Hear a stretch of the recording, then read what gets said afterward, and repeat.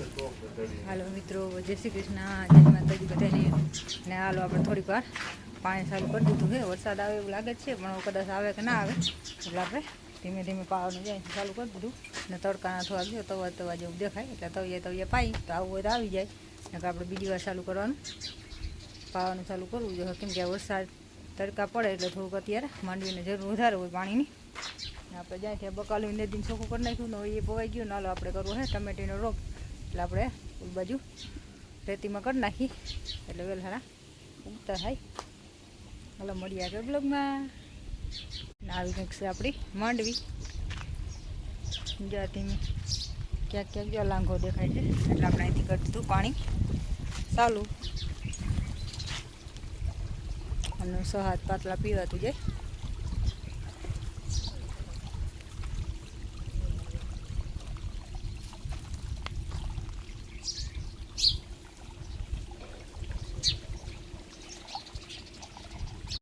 તો દવાવાળું ક્યાં હે?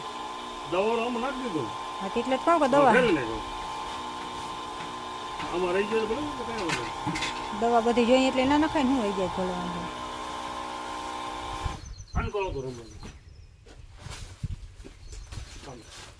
આમાં વાહન સાઈટે રાખો, ચાલુ જ રાખો, મોઢામાં ના ઉડે ધ્યાન રાખજો.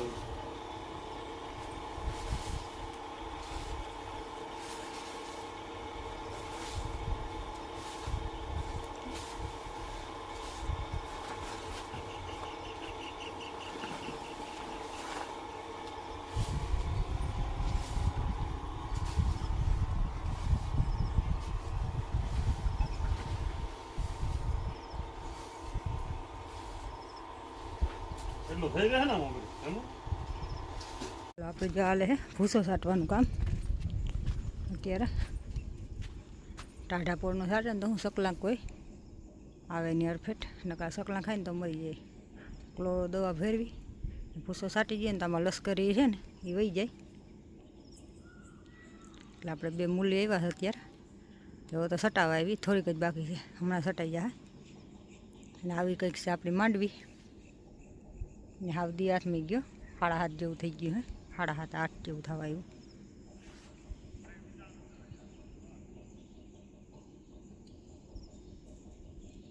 ચાલો આપણે બનાવી દીધો શાક બકાલાનો માસળો. એટલે આમાં હે ને થાંભલા ખોડી દીધા આવી રીતના. એટલે આમાં દોરી બાંધી દીધી. એટલે આ દૂધી, કારેલા, ગલકા અને તુરિયા બધાના પહેલાં જો આ દૂધી છે, પેલા કારેલા છે, ગલકા અને તુરિયા બધા વહેલા આપણે અત્યારે સડી જાય એટલે બહાર આવે એટલે થોડાક આમ પવનના બકાલો સારું થાય ને ઓલું નીચે પછી પડી જાય એટલે બગડવા માંડે. એટલે આપણે વેલાનું બનાવી દીધું માસળા જેવું. એટલે આપણે ત્રણ થાંભલી ખોરી અને એમાં આપણે દોરી વીતી દીધી. હાલો મિત્રો, જય શ્રી કૃષ્ણ, જય માતાજી, ગુડ મોર્નિંગ. ને આપણે આવ્યા હતા જો આ બાયસેક લુગડા નહોતા ખોભાયા ને બધું નેદવાળા ને બધું ધોવા. એટલે આપણે ધોવાઈ ગયા ને આપણી નદી જો આવી ગઈ. પણ આ રાતની નદી આવી હતી એટલે આનું સીન આપણે લઈ ના શક્યા. ને નદી જાય છે અત્યારે બહુ સારી, પાણી સારું થઈ ગયું છે એટલે ઉપાધિ નથી આપણે. ચાલો આપણે મળીએ આગળ બ્લોગમાં.